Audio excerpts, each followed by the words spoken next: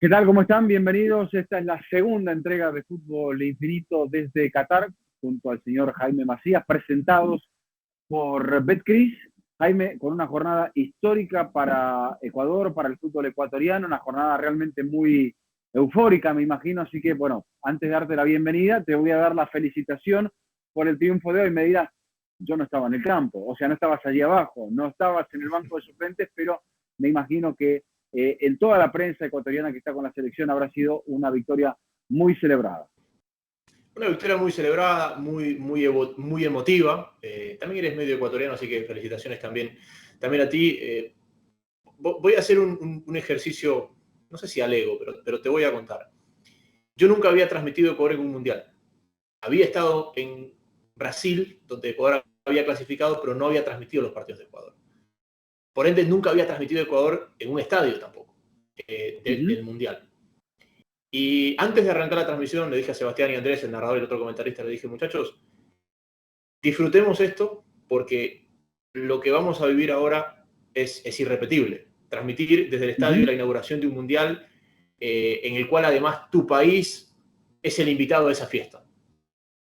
Y bueno, eso se pudo superar porque encima Ecuador ganó el partido. Y creo que Sí. es uno de esos partidos que uno nunca se va a olvidar y que difícilmente se podrá superar. Uno puede hacer finales de Champions, clásicos y muchos partidos que hemos hecho, que has hecho tú, que he hecho yo, pero creo que este partido es un partido que yo lo tengo ahí con el día que me tocó transmitir la clasificación al Mundial de Brasil y unos cuantos más.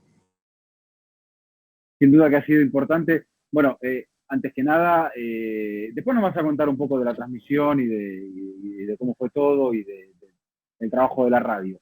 Eh, pero hablemos de lo que fue la victoria, de lo que la sustenta, porque era un comienzo con trampa. Las referencias de Qatar no eran muy ajustadas, sabíamos sí que este equipo se había consagrado campeón de Asia, pero no había competido prácticamente en este periodo, más allá de un par de torneos, de Copa Oro, donde había llegado hasta la semifinal, pero con una cierta carambola futbolística, si se quiere. En la Copa América mostró una fase defensiva muy profunda, pero le faltaban algunos jugadores importantes, o sea, no teníamos una referencia de Qatar y creo que nos vamos a ir del partido sin tener una referencia de Qatar. Y ante esto, Gustavo Alfaro tuvo que visualizar un partido que, que le diera esta victoria. Yo creo que la gente de Ecuador, Jaime, pensaba, si Ecuador no pierde, quizás asumiendo que Qatar iba a ser más, que esa es la primera sorpresa, eh, que ya era un buen Castillo, que la cosa no estaba bien, ¿no? Pero apareció esa unidad ecuatoriana, apareció el entrenador, decidiendo a partir de la presencia de Galíndez, decidiendo a partir de la conformación del mediocampo, decidiendo a partir de que el acompañante de Ener Valencia, en gran forma, iba a ser para este partido Michael Estrada, y no iba a ser Romario Ibarra, al cual lo iba a retrasar la mitad de la cancha, que iba a jugar Méndez y no iba a jugar Cifuentes. O sea, creo que Alfaro, y sin hablar de la jugada del fuera de juego inicial, anulada por el VAR, el gol, me parece que Alfaro tiene una lectura de partido, Jaime, perfecta.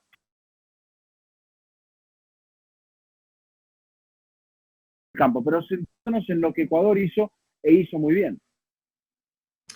Alfaro tiene una lectura perfecta. No lo podías haber resumido mejor. Anoche, cuando hablábamos de cómo iba a jugar Ecuador, y yo te explicaba que Ecuador había mutado de la eliminatoria al camino al Mundial al 4-3-3 y que Cifuentes era un hombre importante en ese 4-3-3. Y yo no sé si Alfaro esconde las cartas o cambia de opinión en el camino, pero ¿qué pasa? ¿Cómo juega Qatar? Qatar juega 4-5-1 y me parece que Alfaro en algún momento le da un cierto temor y dice, si yo pongo 3 mediocampistas, y estos me juegan con 5 y son capaces de jugarme con 5, me van a sobrar 2 hombres para defender. Y prefiere ser cauteloso en el sistema, porque pone 4 mediocampistas, pero arriesgado en los nombres que ocupan ese sistema, porque pone quizás el 11 más ofensivo de la era Alfaro, porque pone Ibarra, Plata juntos, 2 extremos de mucho vértigo puros, Valencia y Estrada como doble 9. Y me parece que ahí ya comienza ganando el partido Alfaro, porque nunca le da esa libertad. ¿Qué es lo que más sufre Qatar? Qatar sufre en la recuperación. Qatar es un equipo liviano. La mayoría de los jugadores físicos son nacidos fuera de Qatar. Por ejemplo, Al-Rawi, el defensor central, que es uno de los que más pega, es nacido en Irak. El que jugó por el costado izquierdo, Rorró, es portugués. Y me parece que Qatar se encuentra contra su voluntad, por impresiones propias, metido atrás. No es que Qatar se mete atrás para aguantar Ecuador, no. Qatar se mete atrás porque Ecuador lo mete atrás. Y Qatar se vuelve impreciso en la salida y termina en esa desmejoría, desmejorando la única zona consolidada de Qatar, que es Aidos, Afif y Ali. Ese triángulo ofensivo es la única pieza que ha sido inamovible desde aquel título de la Copa Asiática. Era la única certeza que tenía Qatar. Y desmejora al punto de que al 60 ya sacó a 2 de esos 3 elementos. Entonces, la partida táctica de Alfaro es extraordinaria, como desbarató lo que Félix Sánchez viene trabajando 4 años y más. Sí, creo también el tema escénico, como diría Valdano, el miedo escénico hace que Qatar no encontrara nunca sus referencias. El balón circulaba muy mal, era muy mal entregado, no había quien lo pidiera, no había quien asumiera la responsabilidad en el juego. Y en contrapartida, Ecuador fue lo opuesto. Ecuador muy sólido a partir del trabajo defensivo. Yo creo que, o sea, la actuación de Ecuador, creo que de 8 para arriba en cada una de sus piezas. A Galíndez no lo podemos jugar porque creo que Galíndez no tiene ninguna intervención. Los remates fueron todos desviados, pero creo que Ecuador realmente, Jaime, mostró la categoría de sus jugadores, le mostró al mundo que no solamente los del Brighton tienen capacidad técnica, sino todo el resto. Me parece que incluso hasta el propio Estrada, incluso hasta el propio Valencia, un jugador que mucha gente dijo, bueno, no, Valencia ya pasó, una vez que se fue de Inglaterra, su carrera se vino abajo, pero ha demostrado aquí que es un jugador que está motivado, que un jugador que marca la diferencia y que, como decías, hace historia con este doblete y convirtiéndose en el máximo anotador ecuatoriano en mundiales. Quinto gol, superando los 3 con los que estaba empatado con Agustín Delgado. Y lo hablamos en el contenido exclusivo que tenemos con Banco Davivienda y te decía, el momento que Ener Valencia marca aquel gol que es anulado, Ecuador venía de 5 partidos sin poder marcar, había errado 2 penales en el camino, uno de ellos lo había errado el propio Ener Valencia. Pero el momento que Ener marca ese gol y la forma en la que lo marca, más allá de que después lo anule el VAR, la sensación que hubo en el estadio, en el campo, en la prensa, en el banco de suplentes fue: Ener está fino. Ener se parece al de Brasil. Y se parece tanto al de Brasil que el segundo gol de Ener Valencia es muy parecido a uno que marca en Brasil. Totalmente elevado por los aires y cabeceando con una potencia increíble para que el partido se ponga en este caso 2-0. Entonces es muy difícil encontrar ejemplos de equipos que a partir de un gol anulado hayan crecido. Y Ecuador le pasó eso, la sensación de facilidad con la que Ecuador termina sacando un poco el partido adelante. Y yo le decía, lo ponía en el tweet y le decía a los amigos, digo, lo que acaba de pasar es histórico. Que el hecho de que haya parecido fácil no nos quite la perspectiva de que acaba de pasar algo, de que Ecuador ha logrado algo que en casi 100 años de mundiales nadie antes había logrado. Uh-huh. La jugada anulada por el VAR es un error en la salida del arquero catarí, que después incluso ante ese error, su propio desplazamiento en una zona tan lejana y sobre el borde izquierdo del área chica, le termina jugando a favor, porque él al quedar fuera de la foto, Torres en el rebote termina estando, como mostraba la imagen tridimensional, fuera de juego desde la rodilla para abajo. La rodilla claro, es el fuera de lugar. Finalmente se lo sancionan a Estrada. Lo que pasa es que se equivocan en la realización del VAR virtual. Porque la primera reiteración que muestran a Torres. Sí. Y Torres estaba en otro lugar y después muestran a Estrada. Entonces, hay un triple contacto. A mí la situación me dejó duda realmente, porque pensé que la cadera del arquero estaba habilitando a los dos jugadores ecuatorianos que iban a buscar la primera pelota donde el arquero falla. Pero claro, después de que él falla, viene el rebote y la pelota va otra vez hacia adelante. Y al ir hacia adelante, que tampoco queda claro en quién rebota, si es que el arquero falló en el puñetazo. O sea, me parece que a la jugada le faltaron repeticiones, Jaime. Supongo que en el VAR las tuvieron a todas. No, y en esa confusión que marcamos y que marcas tú, de decir, primero nos dicen que es Torres, después nos dicen que es Estrada, y la pregunta es cuándo se anuló la acción, porque hasta el primer fallo de Alchep, la jugada es válida. Es a partir del segundo error del arquero, donde ya podría estar anulada o se podría anular a partir del segundo error del arquero. Y depende de eso si se la anulan a Torres o se la anulan a Michael Estrada. Decía también un poco en la transmisión, yo le decía, lo peor que le puede pasar a un arquero es sentir dudas en la primera pelota que toca. Y si bien el gol fue anulado, así como ese gol anulado crece a Valencia y todo Ecuador dice Valencia está fino, Valencia está bien, Alchep entra en un mar de nervios porque dice, la que me he salvado.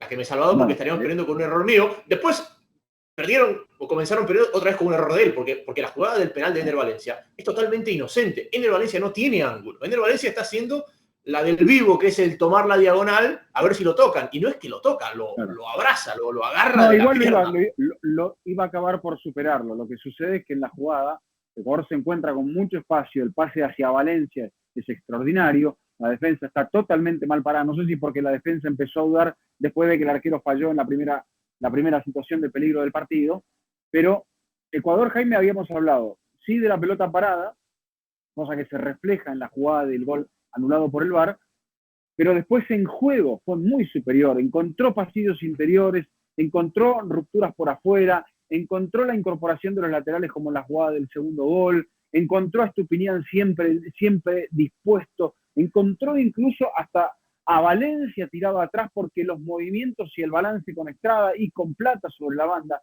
eran realmente como si Ecuador jugara con una confianza, como si estuviese actuando en este partido en su propio estadio Atahualpa, porque realmente no le pesó nada a Ecuador. Y ahí está el mérito de todo lo que hizo Gustavo Alfaro en la preparación de este equipo. Y una de las cosas que decía también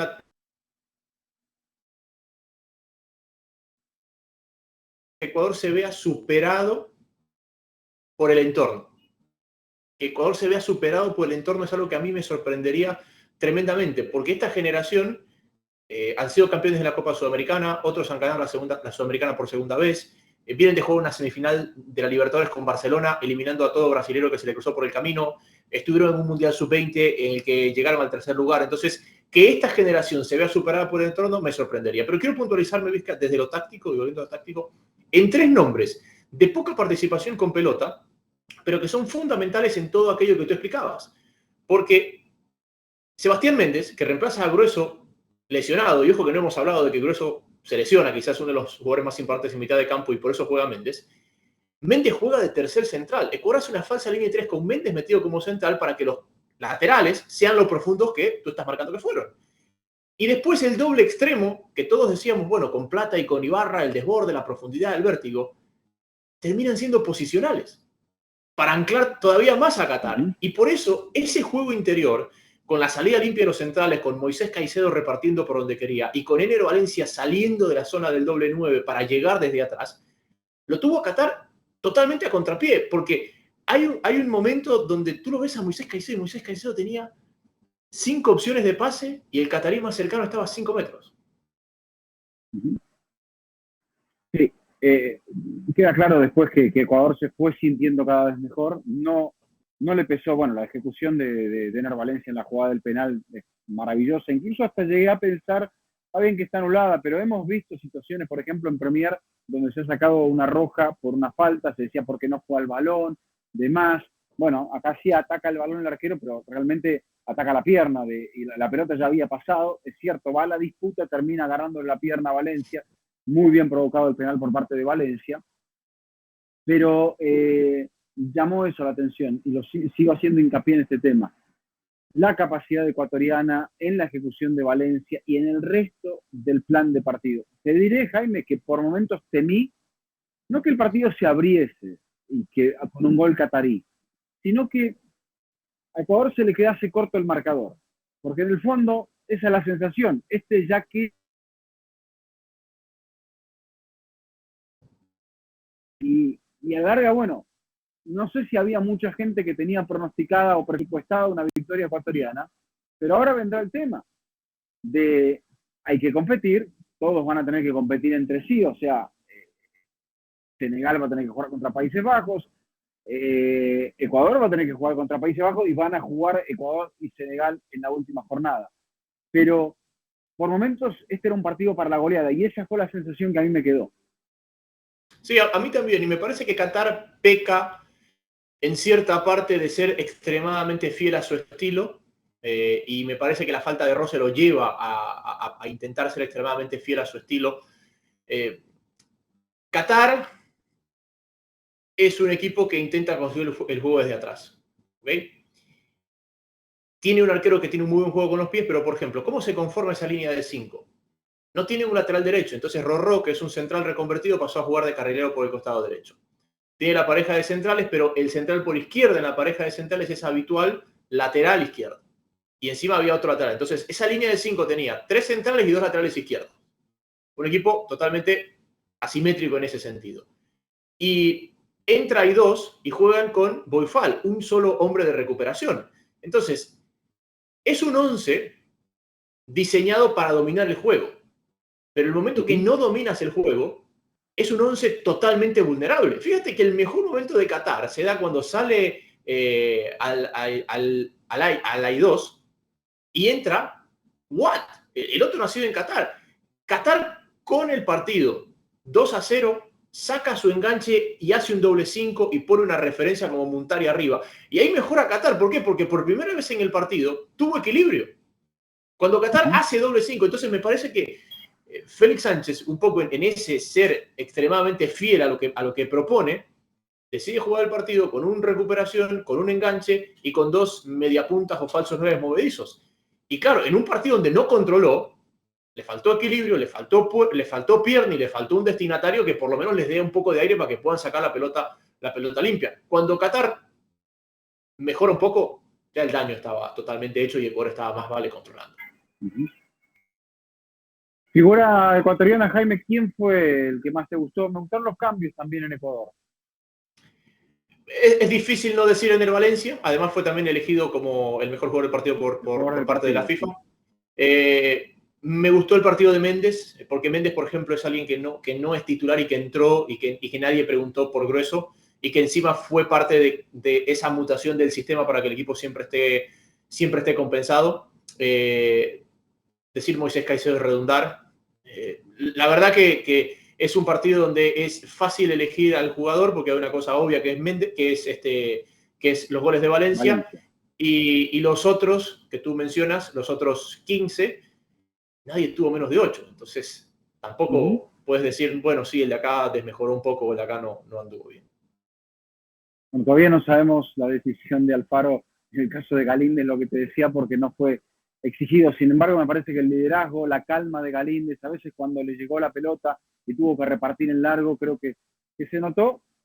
Por algo tiene la confianza de Alfaro, que también, me parece, Jaime, en el momento que los futbolistas ecuatorianos cantan el himno nacional, es imposible no conmoverse. Y ahí estaba Alfaro, un hombre que llega fortuitamente a esta selección después de ese periodo de impas donde el elegido era Jordi Cruyff, nunca termina tomando posesión, digamos, jugando un partido con la selección ecuatoriana. Arranca Alfaro, llega Alfaro y arranca la eliminatoria, arma el equipo con una muy buena base y me parece que ahí se ganó un poco o se quedó demostrada, quedó muy bien en evidencia, puesta en evidencia esa posición de líder que tiene para estos jugadores y por lo cual también ya se empieza a hablar de la posibilidad de la extensión del entrenador argentino. Y esa es una pregunta que hay en el aire, ¿no? Porque a todo el mundo le gustaría que continúe. Él en una entrevista que le hicieron así de pregunta rápida, pregunta a bote pronto, le preguntaron si le gustaría dirigir, no me acuerdo si era volver a Boca o algo así, él dijo, no, estoy cerca del retiro.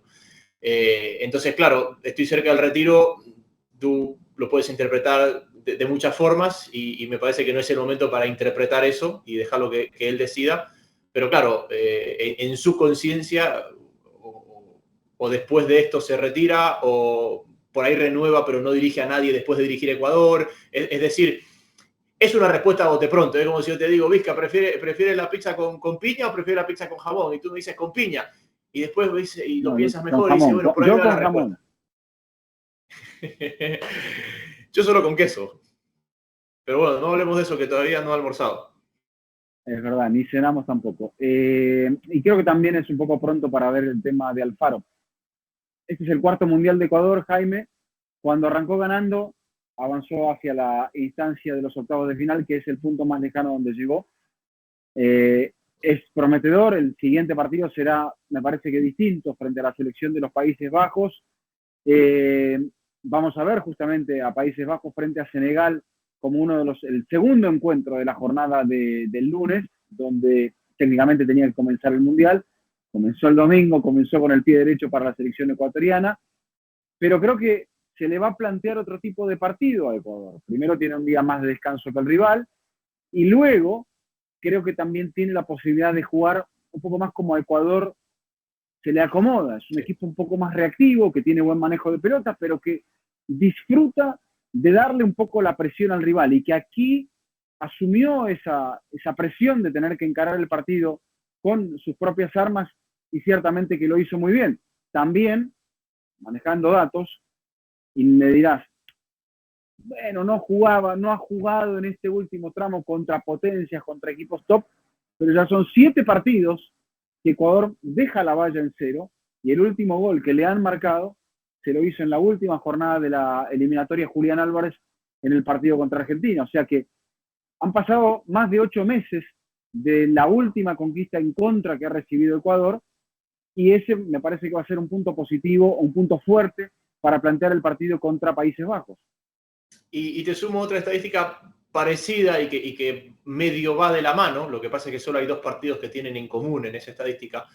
Galíndez llegó a su 8º partido consecutivo sin recibir gol. Galíndez acaba de ser campeón del fútbol ecuatoriano con Aucas, atajando un penal en la final de vuelta, pero no recibió goles en las últimas 7 fechas del campeonato ecuatoriano, incluidas las 2 finales. Entonces, si tú le sumas el de ahora, es el 8º partido seguido en el que Galíndez no suma goles. Yo siempre digo que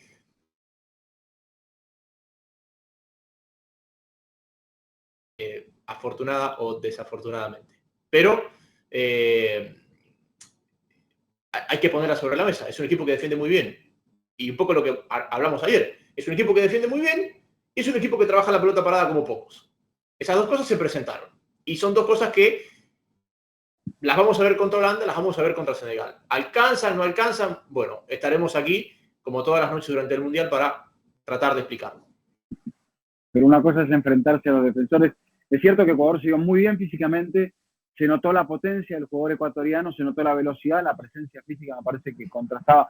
Y pensamos que Qatar iba a ser un equipo con mucha potencia física, con mucho rigor táctico, pero realmente Ecuador se lo llevó por delante. Me dirás, no es lo mismo enfrentarse a esta defensa que a una defensa con Van Dijk, o con De Vrij, o con Dumfries, o con Blind, o con los defensores, con Malasia, que tiene Ake, que tiene la selección de los Países Bajos, pero cuando un equipo está con confianza, creo que se puede pensar en cosas bonitas, en soñar con cosas lindas, y creo que Ecuador se lo ha ganado. ¿Será un resultado corto porque los demás le hagan muchos goles a Qatar? Eso no lo sabemos. De todos modos, creo que no hay margen para la especulación, porque en la última fecha, si todo se da como la gente se supone, y creo que las suposiciones a veces en un mundial salen volando, habrá un partido decisivo en la última fecha y Ecuador habrá llegado a ese punto. Veremos cómo se suceden las cosas. Primero tienen que jugar Senegal y Países Bajos, una selección senegalesa que pierde a Sadio Mané. Ayer también perdimos a Karim Benzema después del episodio que grabamos como previa. Se confirmó la lesión de Benzema y se siguen sumando los problemas físicos, Jaime, para los grandes protagonistas de este mundial, porque no estamos hablando de un jugador que quizá, estamos hablando del Balón de Oro. Y debería saber el nombre, se me escapó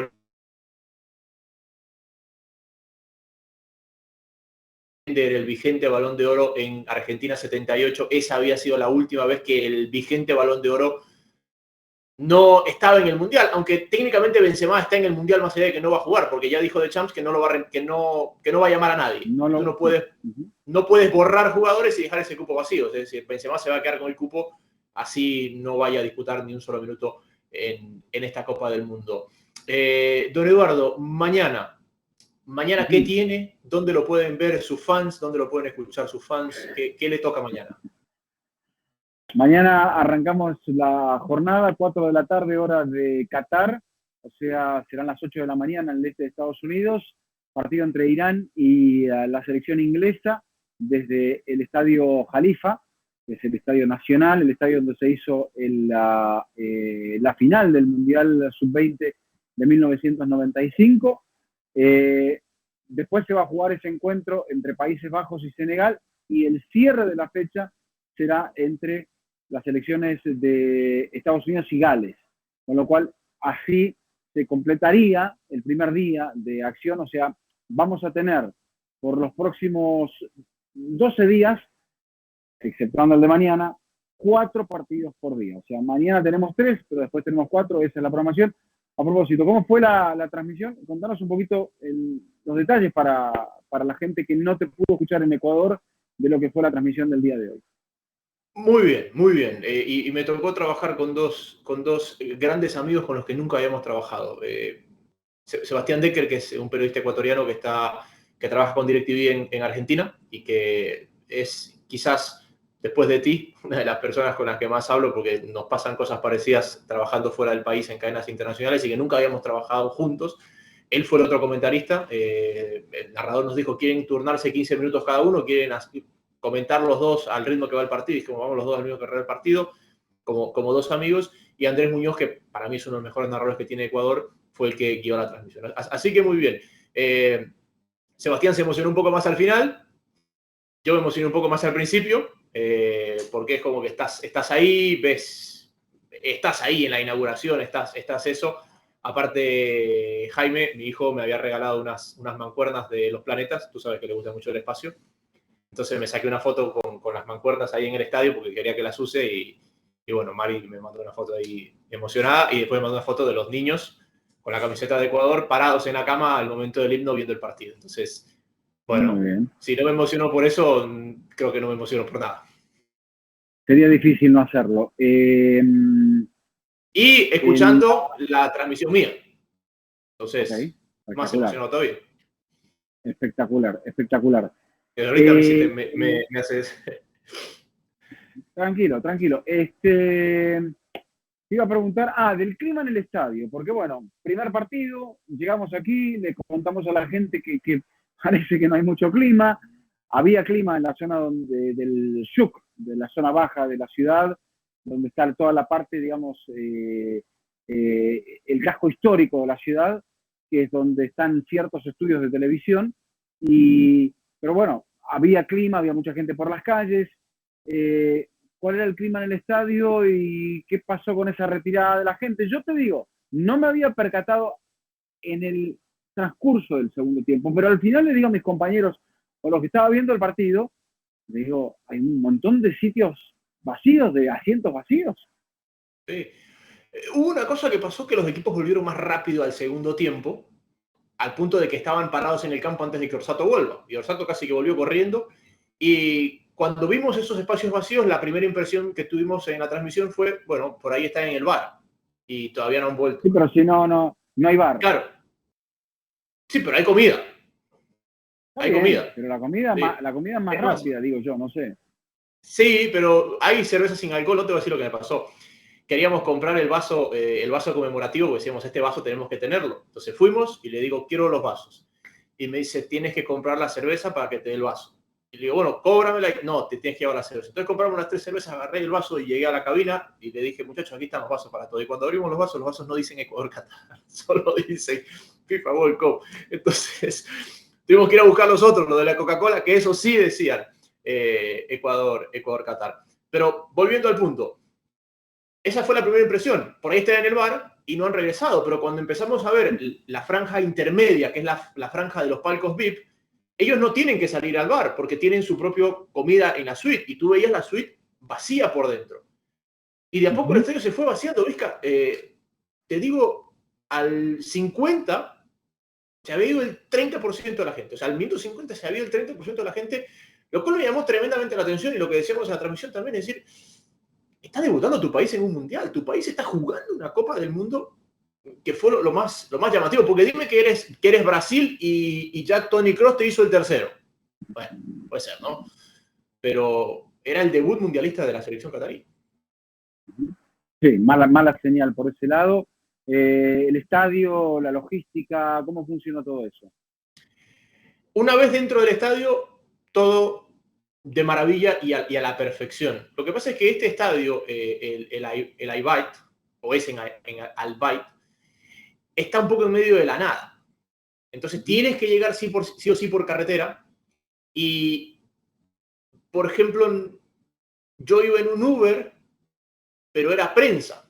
Entonces había una zona de acceso de Ubers y había una zona de acceso de prensa. Y la una estaba en un polo y la otra estaba en el otro polo. Entonces llegó un punto donde me acercó lo más que pude y tuve que caminar bastante para llegar hasta ese punto, ¿no? Siendo un estadio que está un poquito lejos, muy al norte de Doha, un poquito en medio de la nada, allá no llega el metro, por ejemplo, que sí llega a las otras 7 sedes, casi todos los aficionados fueron en carros propios. Entonces te encuentras con un reto muy norteamericano de que todo el mundo llega al estadio en auto. Entonces tienes este caos vehicular para la entrada. Pero creo que es una cosa específica de ese estadio, no del Mundial en sí. Bueno, muy bien. Entonces, estaremos regresando mañana con análisis de 3 partidos. Creo que dentro de los encuentros de mañana, ver la posibilidad de observar la selección de Louis van Gaal a Holanda contra una Senegal que es el campeón africano, que sacó a Egipto de este mundial. Vamos a ver cómo funciona el equipo sin su jugador más importante, Sadio Mané. Una selección de Holanda a la cual puede faltarle gol, pero me parece que siempre le sobra técnica, tiene un gran entrenador. Ver cómo aparece en el campo de juego. Después Inglaterra, una Inglaterra que tiene que resolver situaciones tácticas, de ver cómo va a plantear el partido ante lo que presumimos que va a ser un elenco de Carlos Queiroz de un 5-4-1. Ante eso, creo que la defensa de 3, por más que sean carrileros muy avanzados, no sé si le va a convenir Jaime a Inglaterra, porque después es jugar con 3 y jugar con un pivote defensivo, que es lo que le gusta jugar a Southgate. Entonces yo creo que es un partido más para 4-3-3. Y luego ver el debut de Estados Unidos contra un rival que sabemos que probablemente le sea la iniciativa y le quiera golpear de contragolpe. O sea que tenemos 3 partidos allí que pueden llegar a tener ciertas similitudes en cuanto a que haya alguien que adopte una postura de esperar y de darle la responsabilidad al otro. Esos sí van a meter línea de 3. Gales juega con línea de 3 muy metido atrás. Fíjate que en Ecuador debutó en un mundial un chico que juega en la Serie B, que es Kevin Rodríguez. Y fue un drama, te imaginarás. Bueno, Gales es la selección que tiene jugadores de menor categoría en el fútbol profesional. No digo que son malos, no. Cuando digo de menor categoría, digo que juegan en la tercera y en la cuarta división de Inglaterra. Hay convocados en la selección galesa que juegan en la tercera y en la cuarta división de Inglaterra. No todos los que salen al campo. Los que salen al campo son jugadores casi todos de primer nivel. Sí, pero en la convocatoria de 26, digamos, cuando uno ve en qué categoría juegan los 26 convocados de cada selección, Gales es la única que tiene esa particularidad de jugadores que juegan en la tercera y cuarta división del fútbol inglés. Bueno, entonces estaremos con ese contenido mañana. Agradecer, Jaime, a la gente del CRIS, darle enhorabuena a toda la gente ecuatoriana, de mi parte, que soy el único extranjero aquí. Así que, nada, con eso cerramos el episodio. ¿Mañana te toca asignación o simplemente vas a ver el fútbol? Mañana me toca hacer Países Bajos-Senegal, el partido siguiente, el que te toca a ti. Y después tengo una entrada para ir a ver, que la radio me dio, muchísimas gracias, para ir a ver Estados Unidos-Gales. Así que si consigues una, vamos. Y si no consigues una, difícil, me salgo al no, yo tengo asignación en la noche. Mañana, hasta el final de la noche, no estaré disponible. Bueno, pero vamos a estar acá para tratar de explicar cosas. Como siempre, Don Eduardo. cada día en Qatar 2022. Don Eduardo, como siempre ha sido un gusto. Esto Igualmente, recién empieza y ya estamos agarrando ritmo. así es. Gracias, Jaime. Gracias, Vizca, y gracias a todos ustedes. Este ha sido un nuevo episodio de Fútbol Infinito y será hasta la próxima.